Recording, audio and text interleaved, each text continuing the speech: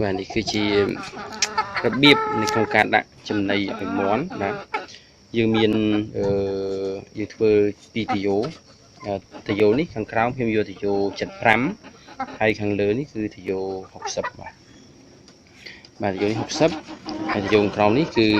75អញ្ចឹងរបៀបរបស់យើងគឺយើងកាត់វាដើម្បីឲ្យមាន់ហ្នឹងវាលូកមាត់បានល្មមទំហំប៉ុណ្នេះបាទប៉ុន្តែកុំឲ្យកាត់ធំយ៉ាងនេះនៅពេលបើសិនជាយើងកាត់ធំយ៉ាងនេះមាន់វាជាទម្លាប់របស់វាគឺកាយបាទអញ្ចឹងវានឹងកាយកពុបអស់បាទអញ្ចឹងយើងត្រូវតែកាត់ឲ្យទុយល្មមដែលវាលូកក្បាលចូលបានតែវាមិនអាចកាយបានបាទនេះចំណុចសំខាន់ទី1ហើយទី2យើងបិទខាងនេះឲ្យជិតបាទយើងបិទខាងនេះឲ្យជិតកុំឲ្យវិហារចំណីចេញបាទខាងនោះក៏ដូចគ្នាដែរយើងបិទឲ្យជិតដូចគ្នាបាទហើយបំពង់នេះយើងតឡើងគោលបំណងគឺដើម្បីដាក់ចំណីបាទដាក់ចំណីចូលនៅក្នុងហ្នឹងបាទនេះតែពេលយើងដាក់ចំណីទៅវានឹងហូរវានឹងចោលទៅហ្នឹងតែពេលក្នុងករណីមើលខ្ញុំនឹងដាក់ចំណីជូនឲ្យមើលបាទ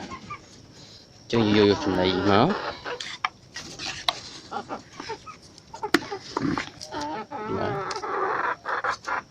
កចំណីនេះយើងយកទៅចាក់នៅក្នុងវាបាទយើងអាចចាក់រហូតដល់ពេញបំពង់នោះតែម្ដងដល់ពេលចាក់ទៅវាហៀជាមកក្រៅ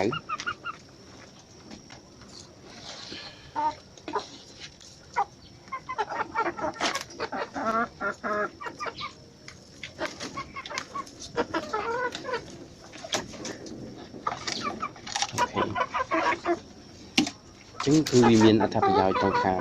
ជាអាចដាក់តែម្ដងក្នុងមួយថ្ងៃហើយវាអាចមាន់អាចស្វានពេញមួយថ្ងៃហើយអត់កពុបអត់ខ្ជិះខ្ជាយទេបាទអញ្ចឹងយើងអាចមើលនៅក្នុងបោកនេះ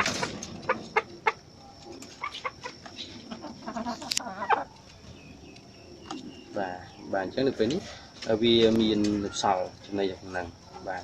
ហើយនៅពេលដែលមាន់វាស៊ីសកចេញពីខាងនេះមកវានឹងធ្លាក់បន្តបាទវាធ្លាក់នៅចំណីនោះបន្តទៀតបាទអញ្ចឹងឃើញថាវាសន្សំចៃហើយងាយស្រួលក្នុងការដាក់យើងដាក់តែម្ដងក្នុងមួយថ្ងៃឬក៏អាចមានពេលខ្លះបើសិនជាបរិមាណមាន់យើងវាតិចទៅពេលនោះគឺយើងអាចដាក់មួយដងហ្នឹងអាចបាន2ថ្ងៃឯនោះបាទអាចដាក់បាន2ថ្ងៃឥឡូវនេះប្រមាណនេះមានរយៈពេល3ខែហើយប្រមាណនេះមិនមែនជាពូជមាន់ល្អដែលខ្ញុំបានរៀបចំទេគឺមាន់នៅខាងទ្រុងខាងនេះបាទនៅទ្រុងនេះបាទជាមាន់ដែលបំរុងទៅពូជបើវាមានទំហំធំល្អបាទទំហំធំល្អហើយកម្លាំងបាទកម្លាំងមែនទេបាទខាងនេះក៏ដូចគ្នាដែរបំពង់របស់យើងในការចិញ្ចឹមហ្នឹងយើងរបៀបនៃការធ្វើហ្នឹងគឺធ្វើប្រហែលគ្នាបាទយើងអាចធ្វើទំហំវែងឬក៏ខ្លីយោងទៅតាមចំនួនមាន់របស់យើងបាទហើយបំពង់យោនេះកាន់តែវែងយើងអាចដាក់ចំណីបានកាន់តែច្រើនបាទហើយបើសិនជាយើងរវល់យើងអាចដាក់ឲ្យពេញតាយោនេះទៅហើយពេលដែលវាស៊ីអស់វាស្រស់ចុះតាម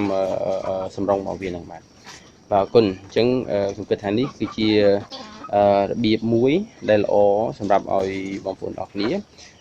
ដែលចិញ្ចឹមមាន់លក្ខណៈជាគ្រួសារបាទអាចយកជាគំរូមួយដែរបាទអញ្ចឹងបាទសូមអរគុណច្រើនបាទសូមជម្រាបលា